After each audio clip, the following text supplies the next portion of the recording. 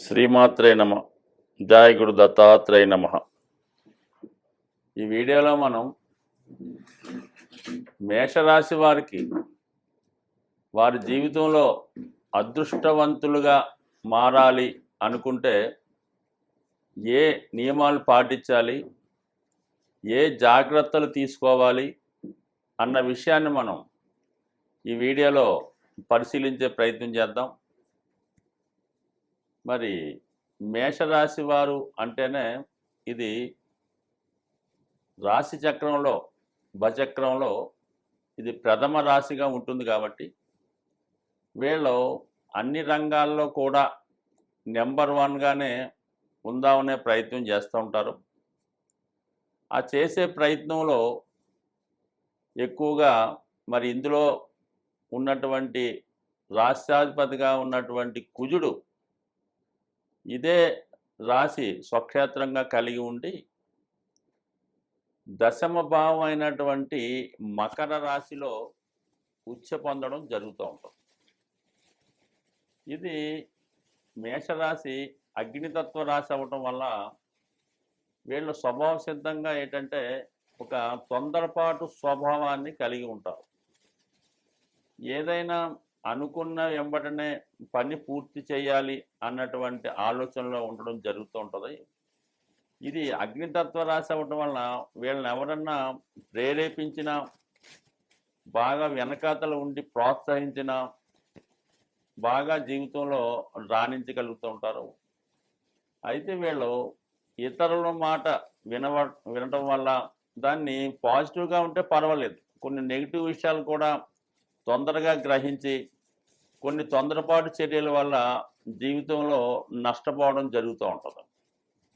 So ఇక్కడ మనకి అగ్నితత్వ రాశిలో ఉన్నటువంటి వీళ్ళు వృత్తి స్థానం అయినటువంటి మకర రాశి దానికి శని అధిపతి అవ్వటం వల్ల ఎక్కువగా వీళ్ళు ప్రారంభ జీవితంలో మరి ప్రారంభంగా సాధారణంగా ఎలా ఉంటుందంటే ఈ మేషరాశి వారికి అశ్విని నక్షత్రంలో పుట్టిన వాళ్ళకి భరణి, కృత్తిక ఈ 3 నక్షత్రాలు ఇదే రాశిలో ఉండడం జరుగుతూ ఉంటుంది. మరి ఈ అశ్విని నక్షత్రంలో జన్మించిన వాళ్ళకి ఎంబటనే ఒక 5-6 సంవత్సరాలు వాళ్ళు పుట్టిన పాదాన్ని బట్టి ఎంబటనే శుక్రదశ స్టార్ట్ అవుతుంటుంది.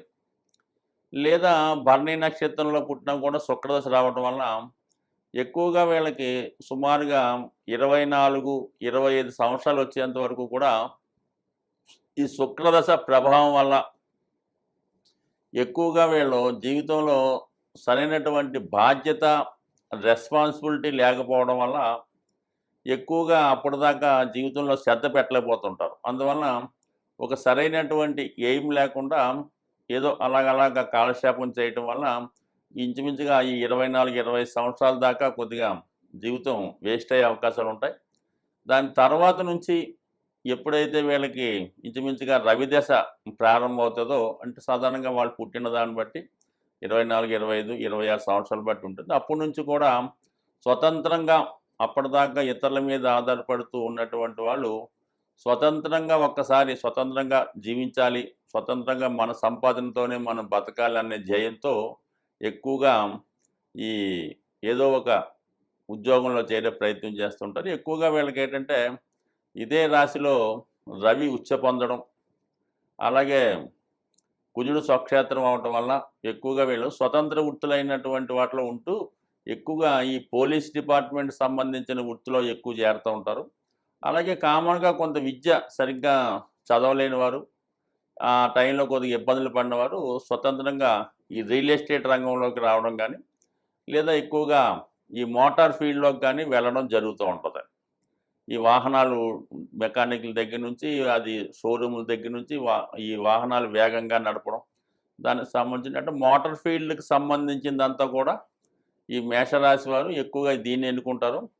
వాళ్ళు కొంతమంది ఏంటంటే వాళ్ళు స్వతంత్రంగా ఉన్నటువంటి వాళ్ళు రియల్ ఎస్టేట్ రంగాన్ని ఎన్నుకుంటారు. అయితే చాలామంది ఏంటంటే ఈ రకం పిల్లలు ఈ జాతకంలో పుట్టిన వాళ్ళు పెద్దవారు, వీళ్ళ తండ్రి గారు లేదంటే వాళ్ళు ఇన్ఫ్లుయెన్స్గా తీసుకున్నటువంటి గాడ్ ఫాదర్గా ఉన్నటువంటి వాళ్ళు ఎవరన్నా ఉంటే వాళ్ళు ఏదైతే వృత్తి చేస్తుంటారో అందులో ప్రవేశించినప్పుడు కూడా కొంతకాలం పాటు సబార్డినేట్గా చేసి దాని తర్వాత స్వతంత్రంగా వృత్తి ప్రారంభిస్తూ ముందుకు వెళ్ళడం జరుగుతూ ఉంటుంది. సో అయితే ఏంటంటే వీళ్ళు బాగా రాణించాలంటే టెక్నికల్ రంగం ఒకటి బాగా అభివృద్ధి చెందే అవకాశం ఉంది. స్వతంత్రంగా ఉండేవాళ్ళు ఏంటంటే మోటార్ ఫీల్డ్ లేదంటే రియల్ ఎస్టేట్‌లోకి వచ్చే అవకాశం ఉంటుంది. అయితే వీళ్ళు ఖచ్చితంగా జీవితంలో వివాహం తర్వాత జీవితంలో సెటిల్ అవ్వడం జరుగుతుంటుంది. ఎందుకంటే వీళ్ళకి ధన సప్తమాధిపతిగా శుక్రుడు అవ్వటం వలన వివాహం అయిన తర్వాత వాళ్ళ జీవితం లైఫ్ స్టైల్ చాలా మార్పులు కనబడుతూ ఉంటాయి. ఆర్థిక పరంగా చాలా అభివృద్ధి చెందుతూ ఉంటారు. దాని తర్వాత సొంతంగా బిజినెస్ చేద్దాం అనుకున్న వాళ్ళు ఈ స్వతంత్రంగా భార్య పేరుతో బిజినెస్ చేయడం జరుగుతుంటుంది. అయితే సాధారణంగా ఈ రాశి వారికి వివాహం తర్వాత అప్పటి వరకు ఉన్నటువంటి ఫ్యామిలీతో విడిపోయి స్వతంత్రంగా వేరే కుటుంబంతో వేరే ఫ్యామిలీ పెట్టుకొని జీవనం సాగిస్తూ ఉంటారు. దాని తర్వాత ఎక్కువగా ఈ దగ్గర బంధువులైనటువంటి అన్నదమ్ములు ఉంటే వాళ్ళతో కానీ అలాగే పేరెంట్స్తో కూడా వీళ్ళకి ఎక్కువగా విభేదాలు రావడం జరుగుతుంటాయి. సో వీళ్ళ జాతకంలో ఉన్నటువంటి అతి ముఖ్యమైన విషయం ఏంటంటే వీళ్ళ జీవితంలో ఎదిగే కొద్దీ వీళ్ళ ధన సంపాదన పెరిగే కొద్దీ ఎక్కువగా శత్రువులు రావడం జరుగుతుంటుంది. దగ్గర వాళ్ళే వీళ్ళకి శత్రువులుగా మారడం జరుగుతూ ఉంటుంది. ముఖ్యంగా ఈ రాశి వారికి తృతీయ షష్టాధిపతిగా ఉన్నటువంటి బుధుడు అవటం వల్ల ఈ బుధుడికి రాష్ట్రాధిపతి కుజుడికి శత్రుత్వం ఉండడం వల్ల ఏంటంటే సాధారణంగా వీళ్ళకి అన్నదమ్ములతో ఒక విధంగా అభిప్రాయ భేదాలు రావడం జరుగుతూ ఉంటుంది. అందుకని ఈ రాశి వారు సాధారణంగా ఈ మిథున రాశి లేదా కన్యా రాశి వారితో ఎటువంటి లావాదేవీలు పెట్టుకోకూడదు. వివాహం జరిగినా కూడా వాళ్ళతో వివాహం చేసుకోవడం అంత మంచిది కాదు. అలాగే వాళ్ళతో కలిసి వ్యాపారం చేయడం కూడా అంత అనుకూలమైనటువంటి విషయం అయితే కాదు.